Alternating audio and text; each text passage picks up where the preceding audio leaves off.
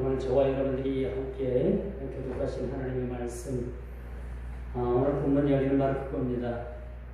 두 창기의 여인이 있었는데 하룻밤 자고 나니까 두 아이가 출산된 지가 각 여인마다 아이가 출산한 지 얼마 안 됐어요. 근데 어떤 미련한 이 여인이 한 아이를 잠을 자다가 깔아뭉개가지고 아이를 죽였어요. 그러니까 한 아이가 시신이 되고 한 어린아이가 남았으니까 서로 자기 거라고 우기는 거예요. 오늘 이 본문에 등장하는 이 본문 말씀을 보면 그때의 창기 두 여자가, 여러분 이스라엘은 율법상으로나 어디에서 듣고든지 하나님께서 창기를 두지 말라 그렇게 말합니다. 창기, 율랑 여성이죠. 돈을 받고 성매매를 하는 우리 율랑 여성입니다. 이스라엘 법에는 이렇게 창기를 두지 말라는 법이 있었어요. 그런데 보면은 그 창기가 참 법을 위반하면서까지 이스라엘 내에 그렇게 존재해 있던 사실을 우리가 보게 되는 것이죠. 근데 이 창기가 아이 둘을 낳은 거예요. 이게 지금 어떤 소설이 나는 이야기가 아니라 실질적으로 이 솔로몬 왕이 기도한 꿈 속에서 그렇게 하나님을 만나고 지혜를 구한 다음에 기본 산당에서 내려와서 왕의 그런 직무를 볼 때 재판을 하기 위해서 일어났던 일인 거예요, 사실.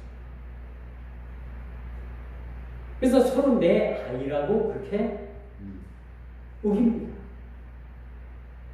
지금 같으면 어때요? 피를 뽑든지 머리카락을 채채부하고 국립과학수사연구소 가면 며칠 내로 유전자 감식에 의해서 누구 자신인지를 판결이 나는 거예요. 근데 이때만 해도 과학이 발달되기 이전이었고, 유전자 감식이라는 것은 그렇게 꿈에도 못 꿀 그런 이야기죠. 유전자 감식이 가끔 드라마 같은데 보면은, 그렇죠? 네 자식이니 내 자식이니 하고 몰래 칫솔 가져가고 머리카락 가져가고 하고 몰래 유전자 감식을 하는 경우도 있는 걸 우리가 보게 됩니다. 그런데 오늘 본문을 우리가 살펴보면서 한 가지 좀 의아한 것이 있어요. 이 서로 두 여인이 자기 자식이라고 우기니까 결국은 솔로몬이 어떤 지혜를 발휘하느냐, 그 재판 과정을 보면서 그 재판 과정의 판결이 참 의아합니다. 지금 같으면, 지금 이 시대에 그런 판결을 냈다라면요, 사실 여기저기에서 데모하고 난리가 날 거예요. 사람 인권을 무시해도 일분수지. 여러분, 아무리 요즘 사람을 많이 죽이고 흉악범이라도 뭐예요? 그 사람, 그 죄를 지은 사람 얼굴을 여관에서 공개하지 않잖아요. 그렇죠? 근데 아주 흉악범, 이러면 진짜 사회에 얼굴을 공개해가지고 본보기 삼아야 되겠다는 그런 흉악범들은 얼굴을 공개를 하는데, 보통 사람을 죽여가지고는 얼굴을 공개하지 않잖아요. 이번에 얼굴을 공개하니까 제주도에 자기 전 남편 살해해가지고 지금 시신도 못 찾도록 만들어놓은 무슨 분, 얼굴을 가리기 위해서 머리를 길러가지고 머리로 앞에 얼굴까지 다 가리고 나오잖아요. 근데 여러분, 사실 우리가 얼굴을 가린다고 해서 모든 것이 가려지겠다는 얘기예요. 그렇지 않잖아요. 그렇죠?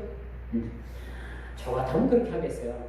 하나님 앞에 이실 짓고 회개하고, 내가 진짜 잘못했다, 내가 여차차스럽게 죽일 수밖에 없었다, 죄송합니다, 내가 시신을 어디 버렸는데 좀 다 찾아보십시오.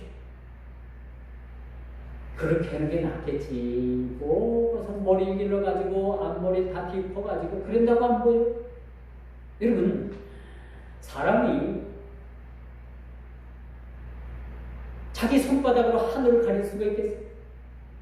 못 가리는 거예요. 자기 손바닥으로 하늘을 가린다고 해서 하늘이 없는 거냐? 그건 아니란 얘기죠. 근데 사람들은 자꾸 자기의 그런 드러나는 것을 감추려고. 근데 하나님은 우리의 죄를 감추는 것보다도 하나님은 드러내고서 해결받는 것을 원하시는 것을 하나님은 원하시는 거예요. 우리가 감춘다고 해서 어디까지 감추겠습니까? 못 감추는 거예요. 하나님 앞에서는 우리가 감출 수가 없는 거예요. 오늘 본문에 보면은 서로 이 두 여인이 창기인 이 두 여인이 원문을 보니까 여관방에서 기숙하면서 지나가는 객을 통해서 몸을 팔고, 여기 본문에 보니까 이 아이를 갖게 한 남자는 소개되지 않고 있어요. 이걸 봐서는 이 여인이 남편 없이 율락 행위를 하다가 둘 다 아이를 가졌는데 며칠 상간으로 아이를 낳은 거예요. 근데 더더욱 미련한 게 뭐냐면 잠을 자다가 한 아이를, 자기 아이를 누구 아이인지 모르지만 깔아뭉갠 거예요. 깔아뭉개서 그 아이가 압사해서 죽었어요. 압사해서. 이번에 그 제주도에 그 고모 여인 그 청주 가서 살다가 그 이제 전 남편 살해하고 또 낳은 남편을 만났는데 낳은 남편이 무슨 청주 소방서에 소방관이다. 소방수. 따져보니까. 근데 그 아이가 자기 아버지하고 자다가 6살 애기가 압살해서 죽은 거예요. 결론이. 압살했는지 이 의붓 엄마가 뭘 먹였는지 그건 모르겠어요. 아직 재판 진행 중이라서 지금 뭐라고 말할 수는 없겠지만은 지금 의문이 지금 그냥 의문만 구성하지 밝혀진 건 없잖아. 경찰도 너무나도 잽세게 사건을 종료하고 전부 다 침대고 뭐고 다 갖다 버린 거 아닙니까? 이 경찰도 지금 수사할 수 없어서 지금 그 사건이 오리무중이 되게 생겼다는 말입니다. 그런데 이제 여러분, 사람이 물증은 없어도 심증이라는 게 있잖아요. 현재 살던 남편이 가만히 생각하니까 이거 전 남편도 살해했던 여자인데 이 내 아이 하나 죽이는 건 심증 못 끼겠다 그런 생각하고서 이제 이걸 조사 다시 해주시오 가서 고발을 했는데 이게 아직도 판결이 안 났다는 거예요.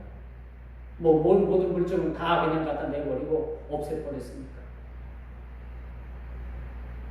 지금 이런 상황이 있다는 거예요.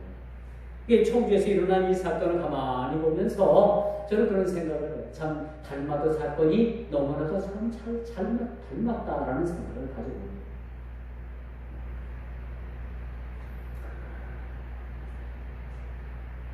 그런데 오늘 이 솔로몬 앞에 이 두 여인이 나오게 된 것은 사실은 이게 이제 아래 하급 지방 법원, 고등 법원, 대법원 이렇게 보면 이제 그 사법제도도 이렇게 3단계로 나누잖아요. 근데 지금 이제 저 지방법원에서 이게 해결이 안 된 거예요. 올라서 고등법원에서 결국 해결이 안 됐어요. 이 대법원격인 솔로몬이 이것을 재판을 해서 어떻게든지 이 문제를 해결해야만 됐던 거죠. 여기 무슨 문제가 걸리냐면은 솔로몬이 이 문제를 해결하지 못하면 백성들이 솔로몬을 뭘 어떻게 봐요? 왕답게 보질 않아요. 이스라엘의 지도자가 부재됐구나. 우리는 앞으로 어떻게 살지? 큰 사건이 나면 어떻게 해결받지? 이런 큰 고민을 안고 솔로몬이 이 재판석에 앉았다라는 겁니다. 그런데 솔로몬은 기본 산당에서 제 1,000번제를 드렸다고 제가 지난주에 말씀드렸잖아요. 1,000번제를 드린 후에 하나님께서는 꿈에 나타나셔가지고 얘야 내게 뭘 줄까? 응? 뭘 줄까? 금도끼를 줄까? 은도끼를 줄까? 금도끼가 내 것이냐? 은도끼가 내 것이냐? 아닙니다. 제 도끼는 금도끼도 아니고 은도끼도 아니고 쇠도끼입니다. 그러니까 하나님의 지혜인 쇠도끼를 내게 돌려주세요. 그렇게 꿈에도 그렇게 하나님께 간청을 드린 사실을 우리가 보게 되는 거죠. 저는 솔로몬이 부귀영화를 구하지 않고 이 땅에서의 어떤 온갖 그러한 향락을 구하지 않고 솔로몬이 하나님의 지혜를 구했다는 것은 저는 사람이 타이밍이라는 게 있어요. 타이밍을 놓치면 버스 지나간 다음에 손드는 격이고 공항에서 비행기 뜬 다음에 공항 도착하는 격이고 그렇죠? 열차가 떠난 다음에 기차역에 도착하는 격이고 이렇게 인생이 꼬이고 타이밍이 안 맞는 경우가 있어요. 근데 잘 나가는 인생은 진짜 잘 나가는 인생은 진짜 인생의 타이밍을 잘 맞추는 인생은 오늘같이 솔로몬이 하나님 앞에 지혜를 구했을 때 그 지혜를 통해서 오늘 재판을 하게 됐다는 사실입니다. 대단하죠? 이땜이 의함이 아닌가. 솔로몬이 이렇게 하나님 앞에 지혜를 구했다는 것은 이때를 의함이 아닌가라는 생각을 가지게 됩니다. 그리고 왕에 대해서 첫 재판이었다고 우리가 볼 수가 있겠죠. 이 첫 재판에 사람들의 관심이 엄청 많았던 거예요. 이게 이스라엘 전 지역의 사방 방방곡곡에 다 알려진 사건에 대해서 이게 뭐 대법원까지 올라올 정도니까 시간도 걸렸었겠고 오늘도 이스라엘에 이 사건이 많이 이것이 소문이 났던 거 아니에요. 그래서 온 나라 백성들이 솔로몬이 이 일을 어떻게 처리하나 보자 하고 그 재판에 관심을 가지고 있었어요. 여기서 재판관인 솔로몬이 부담이 있어요, 없어요? 부담이 많이 생기는 거예요.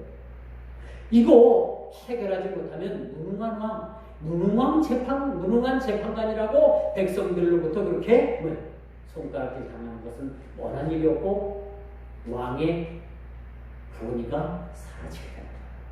왕의 권위. 여러분들도 집안에서 부모가 큰 실수를 해서 자식한테 큰 실수를 해서 자식이 부모를 부모같이 보지 않으면 이미 부모는 그 부모의 권위를 잃어버린 거예요.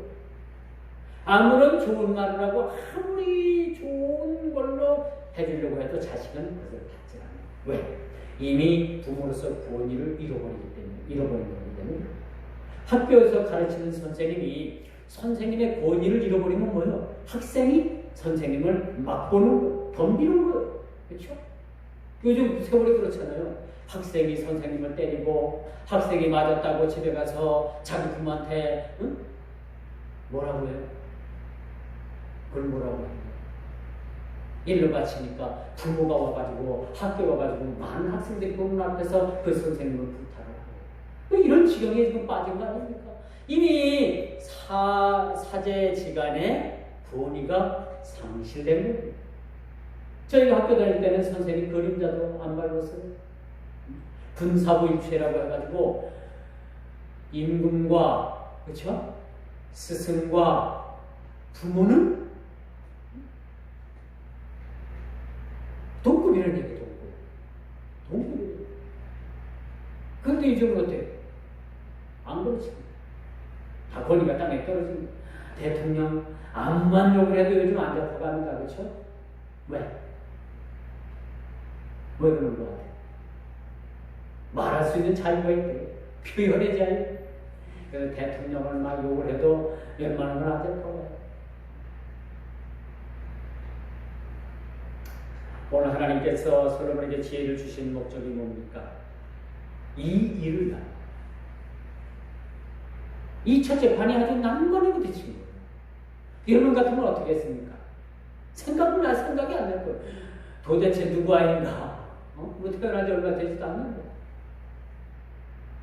우리는 이를 위해서 골몰하고 결국은 판결을 못 내릴 수도 있었겠지만 솔로몬은 하나님께서 주신 그 지혜로 말미암아 어떤 재판을 결정을 내리느냐 하는 아주 의미심장한 그런 재판의 결과를 내렸습니다. 요즘 이런 재판의 결과를 내면은 재판관 떨려나요. 요즘은 이거 맞지 않는 얘기지만 그때 당시만 해도 칼을 갖다가 이 아이를 똑같이 반을 나눠가지고 이 두 여인에게 나눠줘라. 그렇게 판결이 났어요. 이 판결이 온당하다고 생각합니까? 요즘 같으면 어림도 없어요. 이거 뭐 재판을 못 했느니, 이거 재판관은 오늘날 이런 재판을 내렸다라면은 재판관 해임됩니다. 해임. 근데 솔로몬은 하나님의 지혜로 말미암아 이 다투는 두 여인에게서 아이를 똑같이 나눠, 그리고 양쪽 여인에게 갖다 줘라, 그렇게 판결이 납니다. 그러니까 어느 한 여인이 스탑, 솔로몬 왕이요, 저 아이는 내 아이가 아닙니다. 저 여인에게 돌려주세요. 내가 저 아이의 부모가 아닙니다. 그리고 울고 단지 죽이지 말고 내 아이가 아니니까 저 여인에게 돌려주세요. 근데 한 여인은 재판관님, 왕이요, 이 아이를 똑같이 나눠서 반반씩 주세요 라고 그렇게 왕에게 청구했다. 자, 이제 재판은 끝났어. 여러분 같아도 이게 누구 아이고, 누가 범인이고, 누가 잘못했고, 누가 감옥에 가야 되는가라는 것은 이제 여러분들이 알겠죠.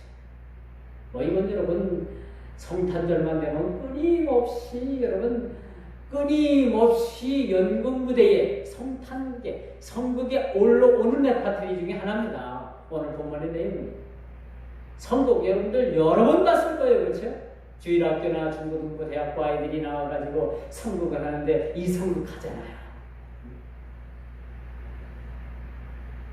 이미 그 아이의 친모가 누구라는 사실이 드러나게 됩니다. 여러분 같으면 그런 지혜가 있겠습니까? 여러분 같은 여러분이 솔로몬과 같은 왕이었으면 그렇게 여러분들이 판결을 내릴 수가 있겠어요? 문제는 이게 하나님께서 주신 지혜입니다. 그 하나님께서 주신 지혜를 가지고 오늘 아주 명쾌한 명판결을 내게 됐다는 사실들을 우리가 보고, 이게 사실 솔로몬이 이 어린아이를 반을 나눴겠어요? 아니죠. 이 두 여인을 누가 친모라는 사실을 알기 위해서 교묘하게 심리학적으로 이용을 하게 된 거예요. 여기에 친모가 누구라고 생각을 합니까? 한 아이를 반을 나눠가지고 양쪽으로 나눠달라고 한 그 장기가 친모가 될 수가 없겠죠. 친엄마는 자기가 낳은 아들이 죽을까봐 내가 이 아이 엄마가 아니라는 것을 부정하더라도 이 아이를 살리고 싶었던 거예요. 여기서 드러나는 것이 뭐냐? 바로 우리 예수 그리스도는요, 우리 하나님은 자기 아들 독생자 예수님을 죽이시면서까지 우리를 살리시고 싶으셨던 그런 마음으로 예수님을 이 땅에 보내주시고 십자가에 못 박았다는 거예요. 제발 우리를 죽이지 말고, 제발 이 백성을 죽이지 말고 내 아들 예수 그리스도를 대신해서 죽게 함으로 말미암아 이 수많은 나의 백성들을 살릴 수만 있다면 내 사랑하는 독생자 이 아들 예수 그리스도를 십자가에 못 박겠노라라는 그런 하나님의 그런 사랑을 우리가 여기서 엿보게 한다는 사실들을 여러분 보게 하는 것입니다.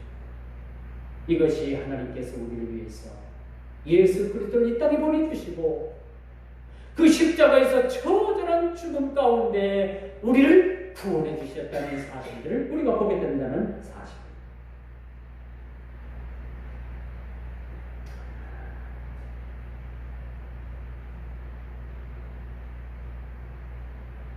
이 솔로몬의 지혜로운 재판을 우리는 보게 됩니다.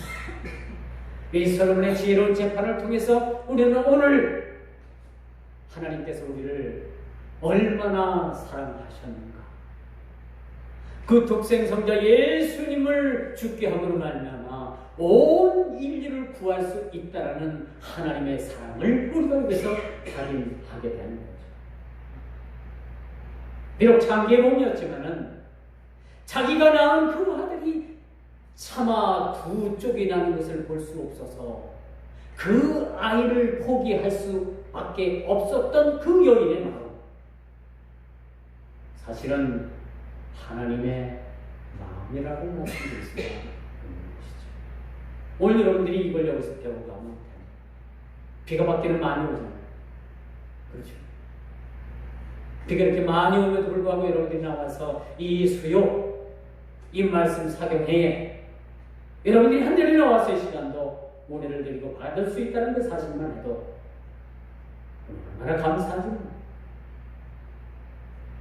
때로 우리가 성탄적으로 이 솔로몬의 재판이라는 그런 예적부터 알고 있는 그런 내용 외에도 여기서 우리에게 또 한 가지 주는 그 교훈은, 하나님께서는 한 사람 한 사람 생명이 귀했기 때문에, 온 인류의 생명이 귀했기 때문에 가장 사랑하는 독생성자 예수님을 이 땅에 보내주셔서 우리를 대신해서 십자가에 못 박았다는 그 사실을 우리가 믿기만 하면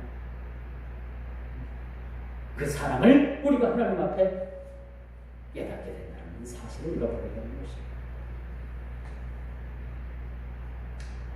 오늘 재판의 결과가 바로 그거였습니다.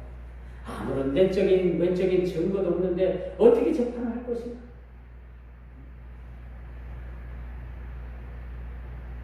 어떻게 하면 이 아이를 살릴 수 있을 것인가? 어떻게 하면 이 아이의 친모를 찾아줄 수 있을 것인가? 우리 스스로가 할 수 없는, 마찬가지입니다. 우리도 아무리 구원의 예수 그리스도, 아무리 기독교가 진리요 그 기독교가 구원의 종교라고 하더라도 우리 스스로가 하나님을 찾아갈 수는 없었다는 것. 그러나 하나님께서 우리를 찾아오셔서 친히 손을 내미시고 우리를 그 죄악에서 구원해 주시고 그 죽음에서 우리를 구원해 주셨다는 사실들을 우리가 보게 되는 겁니다. 이처럼 하나님의 지혜는 사람의 지혜와 근본 차이가 있다는 겁니다. 사람의 지혜는 이 하나님의 지혜를 따라갈 수 없고 미칠 수가 없는, 그래서 솔로몬이 기본 3장에서 이 정반대를 들고 나서 하나님 앞에 하나님 그 밤에 꿈을 꾸는데 하나님께서 나타나셔가지고 얘야 솔로몬아 내가 내게 뭘 줄까? 금도끼를 줄까? 은도끼를 줄까? 아닙니다 하나님, 내 것은 금도끼도 아니고 은도끼도 아니고 내가 나무를 찍다가 저 연못에 빠진 그냥 쇠도끼입니다. 그 진리의 쇠도끼를 내게 좀 건져주십시오. 근데 소라에 나오는 그 내용도 마찬가지입니다만 그 나무꾼이 너무너무 정직해가지고 금도끼도 주고 은도끼도 주고 자기 쇠도끼도 주고 다 받았잖아요 나중에. 그렇죠?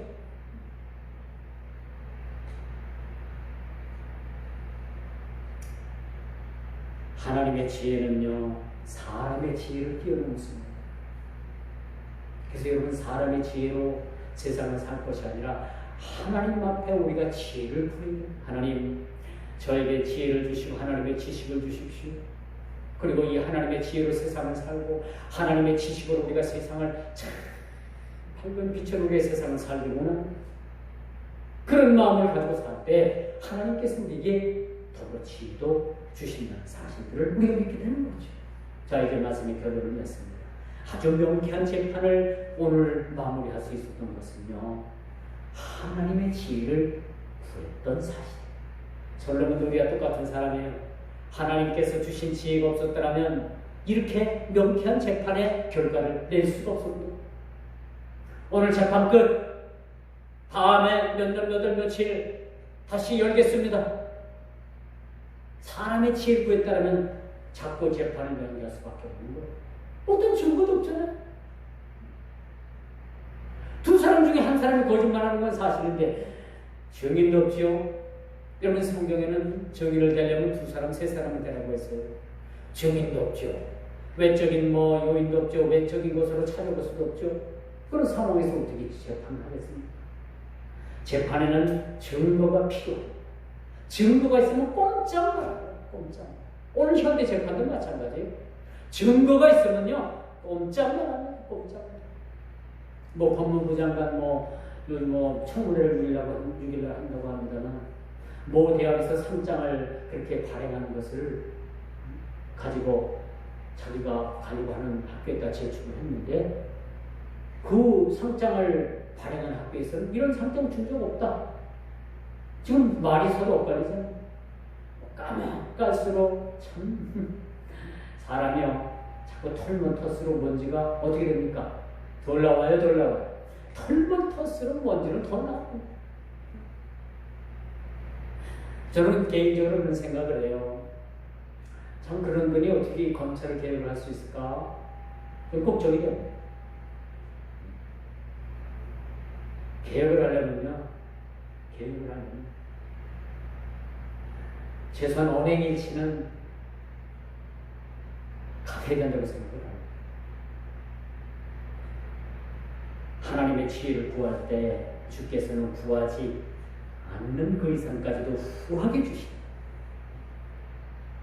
우리가 기도하고 말미암아 기도의 유격입니다. 우리가 기도하게 되면 하나님께서는 우리가 구하지 않은 것까지도 더불어 주시는 하나님이시라는 거예요. 우리가 이것을 위해서, A라는 것을 위해서 구했는데 하나님께서는 A뿐만 아니라 B, C까지도 주십니다. 비타민 A를 구했는데 비타민 B, C, D 그것까지도 다 주시는 거예요. 그것까지도 모자라서 종합 영양제까지도 그냥 한 통을 더불어 주시는 거예요. 그런 하나님이시죠. 하나님의 그 지혜를 구하시기를 주 이름으로 축원드리겠습니다. 기도합니다.